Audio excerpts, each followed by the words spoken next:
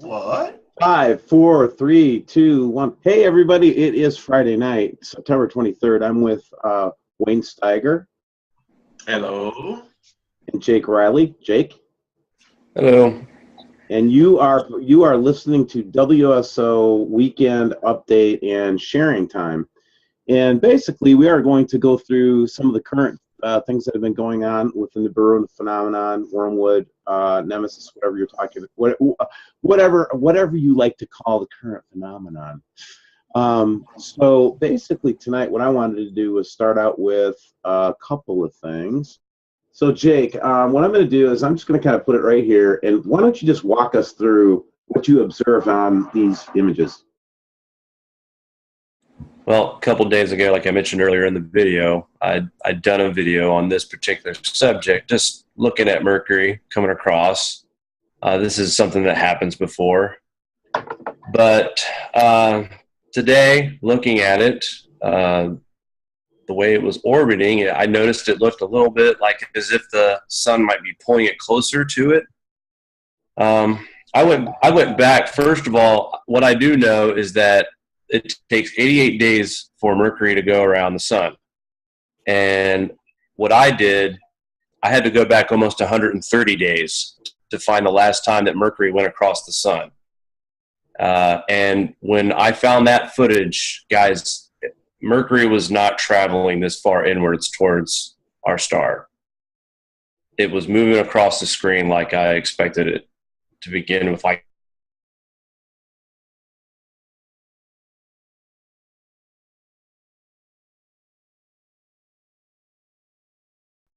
I thought I was going to see today.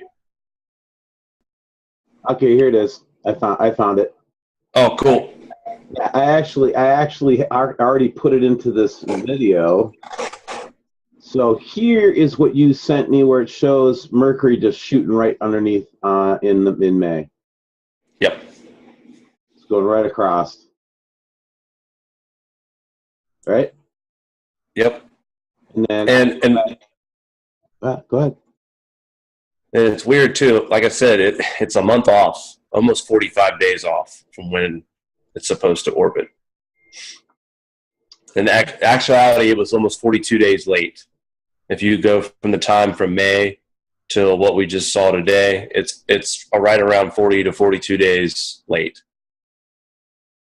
All right, you're going to have to explain that a little bit better. All right, so let's frame this up a little bit better for the audience, because I think that I got that comment, actually. I thought it was actually a good comment. So, guys, what we're looking at today, what you see here, and this is Friday, September 23rd. I'm sitting here with Wayne Steiger and Jake Riley. They're two people that help me to analyze events that are going on. We are looking at, and just looked at, a couple of pieces of footage that show what NASA and SETI being the naval observatory and where you can get a lot of images from space, different satellites, showing us what they say is Mercury, and it looks like it's diving into the sun. And so my friend here, Jake, sends me a note to go look at this video. And in fact, I will show you this video again so that we can do this comparison, and I have a good cutoff point to restart the video. Wayne Steiger is sitting over there eating chocolate bonbons or some damn thing. Chocolate almonds, man. I mean, gourmet. All right. Okay. That's all I gotta say. That's cool. It's cool, baby. Hey. Oh. You know, chocolate is the #1 food group. I'm just telling you. So we're watching what they labeled as Mercury dive into the sun and then not come out on the other side. I think that's the point of that little video, right? Yes. And then you come back over here and show us this video here, which shows the last time it made its pass back in May. And again, we don't know for sure if this is Mercury or not. The last time I saw this object, which by the way was back in May, I actually did a video about it, and I was questioning if it was Mercury or not, because when it came in on Core 2, it looked really, really bizarre. And that's what I'm going to show you guys here for a second. So, Jake, did I make your point? This is a different orbit from what we saw in May from the same device, right? Yes, that's exactly correct. All right, so here's my study from today. And basically what I did was I went and pulled Sechi Core 2 and similarly did a view from there and did a, kind of a simulated time lapse by just doing, cutting 1 hour frames to watch this thing come in from the right, okay? From the left, All right. from this satellite's view. So it kind of goes slow. So let's see, I can speed this up actually. Just give me a second here. The modern technology is awesome. Here we go. So now here's your object coming in on core 2.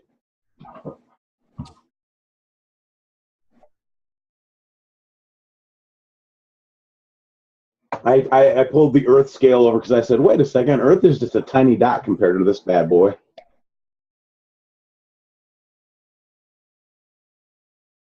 Just so people can see. There's Earth.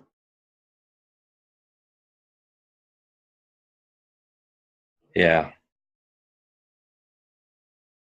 And then it freezes, and I lose images at a certain point here. I don't know how far I can go here. I think it was the 20th at some point in time I could go. But watch as it flies into the sun. Wayne, stop, Wayne. Wayne? Yes. What does that look like to you, man? Jeez. Well, you know. You think it's our shield friend? No, see, it's got that plasma effect that Jeff P was talking to us about. Yeah. Yep. Like a plasma charge where two forces. I forgot what exactly the terminology used for it, but as I try to blow this up to the maximum size here, guys, does that look like Mercury, man? No. Wayne, I'm stupid, okay, in many ways. That's why I like you on the show, because you're smart. Yeah. Obviously, you haven't been to Vegas, have you? No. Look at that. What happened to there? Did it? Okay, so it went behind the oculator, right? Correct. Okay. So now I'll just kind of pull it back out a little bit so we can see the bigger picture here again. And then I think it freezes here in a few more frames, but it did not come out the other side of this one. And so this is oh yeah, this is fun. Wow. I love it when they do that. Yeah. What's going on here? By the way, this little dot right here does not move. Well, it should. I mean, the field behind the sun, I mean, it should be in a constant motion. So anyway, just to kind of go back, just to, and just kind of, there's the object coming in. Now, Wayne, this next image that I'm going to show you might shock you a little bit. I'm just putting what I found today. Hey, Steve, yep.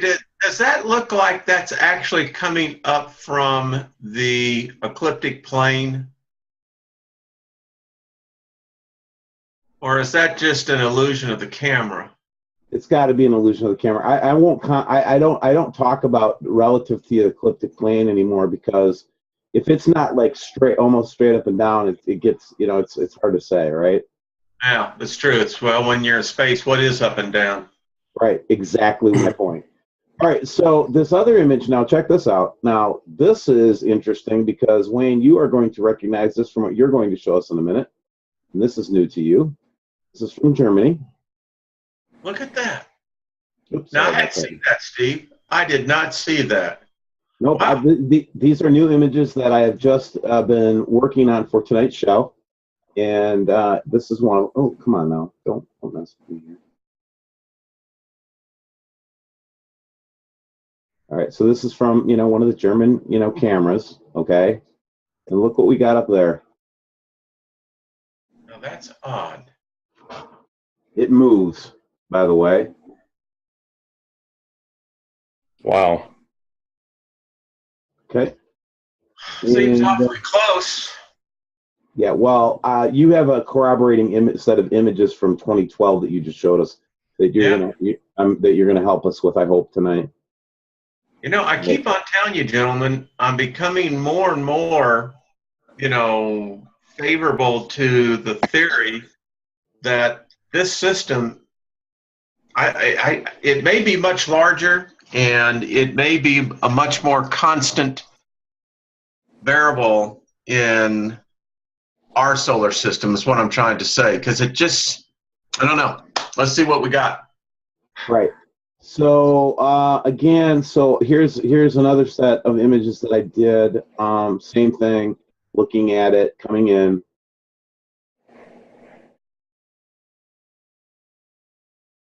From core 2 this time. Same deal, okay?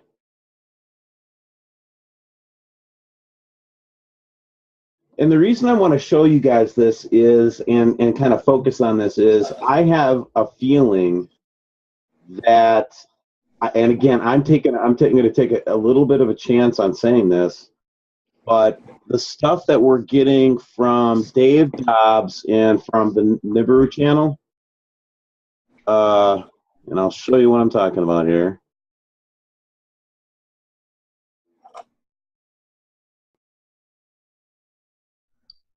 I'm sorry, I just have to get to my previewer here.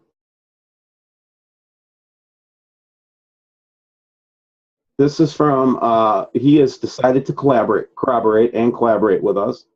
And so he sent me some hot pictures. Here's the first one that shows this kind of object. And again, this is what I saw with my own naked eye to the left of the sun as I was driving into the sun on Tuesday from Memphis, Tennessee, or that area. These are also pictures from the 17th of September of what Dave Dobbs has been calling Nibiru. He calls it Nibiru, and he thinks this is the comet that flies around Nemesis. But they are calling this, wow, check this out, guys. They are calling this the asteroid. Really? Yeah, and I don't think it's an asteroid, okay? Just don't. Wow. Right? And so you remember we saw those pictures from Tennessee, right, that showed the same thing over left to the sun just the other day. So I am suspecting that this and what Jake has helped us to see here, Wayne, with this object may be the same object. That's my theory here. Well, do we have any way to see what Go ahead, Jake. That doesn't seem as far-fetched. Look at the shape of Mercury supposedly here. And I pointed this out when I first made a video about this a couple days ago. The shape just didn't seem. It's clearly got wings. There's a tail on it. This is the spot right here. To your point, Jake. See how it's got this streak coming off of it? Yep. Does Mercury have a streak coming off of it, Wayne, or am I? Not the last time. I could be wrong. You know, I'm wrong a lot. Isn't that a plasma reaction coming in behind the planet? Possibly. And that flash frame you showed? I believe it could have been, yes. Yeah. But then look, when it gets close to the sun, it just stops all activity, and then it bifurcates somewhat, and then dives into the sun. It's just another one I did today. Wow. Yeah, like I was saying earlier, if you took the footage from the 15th and ran it 88 days, it should have happened again on August 11th, but we're only catching this on September 20th. So what does that mean? What I'm saying is that today we're watching this go across the sun. All right, and I just subtracted 88 days to see the last footage, but that I had to go back further than 88 days. What I'm saying is it took longer. If this is Mercury from May 15th till now, it took longer than 88 days to do the same thing it did today. So then I wanted to see if I could find it on core 1, right? But instead what I find, guys, is this orb. sitting next to the sun. And it scared me a little, and I just wanted to kind of get it out there to you. Well, you know what they'll say. That's just merely an aberration of the camera. Nothing to see. Here comes Mercury, I think. This is what I think was what they were saying was Mercury, or what we think is Mercury. But here, look at the Earth scale here. Something's wrong. Something's horribly wrong. But anyway, you can see this thing is kind of interesting here, isn't it?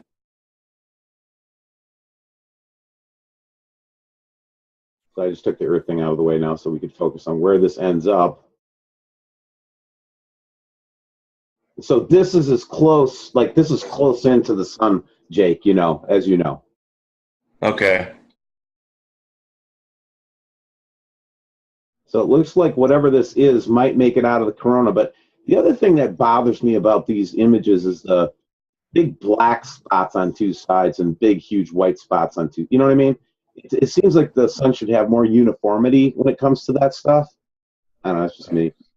Can we go back and see from either SDO or which on the satellites out there? So it's an 88-day orbit. Now, if there's a perturbation to the orbit of Mercury that would make it longer than 88 days, then my next question is it reaching perigee or apogee in its orbit? Because we don't understand the perspective of where Mercury is to the sun in relation to distance. We can only see because it's basically being occluded as it's coming in. And the question I have is the passage in front of the sun, or is it going behind the sun? And can we confirm the last 88-day rotation? That's exactly what I think Jake was trying to tell us, was that he did that, and he had to go back further than 88 days to see the Mercury orbit pass in front of the satellites in this picture here. So I'll write this down. So Jake, you actually now figure what the last that you were able to confirm was how many days? Somewhere between 125 and 130. Wow. Wow. And see how much lower this is back in May, Wayne, here, where Mercury just seems to go right under the sun, and you're just like, oh, there it is, that's Mercury. And Jesse from BP Earthwatch, he reamed me out because I said, I don't think it's Mercury. And he's like, that's Mercury. And I was like, I don't think so, and I just shut up about it, like a spoiled child. Just looking at Mercury coming across, this is something that happens before. But today, looking at it, the way it was orbiting, I noticed it looked a little bit like as if the sun might be pulling it closer to it. I went back. First of all, what I do know is that it takes 88 days for Mercury to go around the sun. And I thought I was going to see today. Okay, here it is. I found it. Oh, cool. Yeah, I actually already put it into this video. So here is what you sent me, where it shows Mercury just shooting right underneath in May. Yep. It's going right across. Nemesis, whatever you're talking about, whatever you like to call the current phenomenon. So basically tonight, what I wanted to do was start out with a couple of things. So Jake, what I'm going to do is I'm just going to kind of put it right here, and why don't you just walk us through what you observed on these images? Well, a couple of days ago, like I mentioned earlier in the video, I'd done a video on this particular subject. What? 5, 4, 3, 2, 1. Hey, everybody. It is Friday night, September 23rd. I'm with Wayne Steiger. Hello. And Jake Riley. Jake. Hello. And you are listening to WSO Weekend Update and Sharing Time. And basically, we are going to go through some of the current things that have been going on with the Nibiru phenomenon, Wormwood. What I did I had to go back almost 130 days to find the last time that Mercury went across the sun. And when I found that footage, guys, Mercury was not traveling this far inwards towards our star. It was moving across the screen like I expected it to begin with, like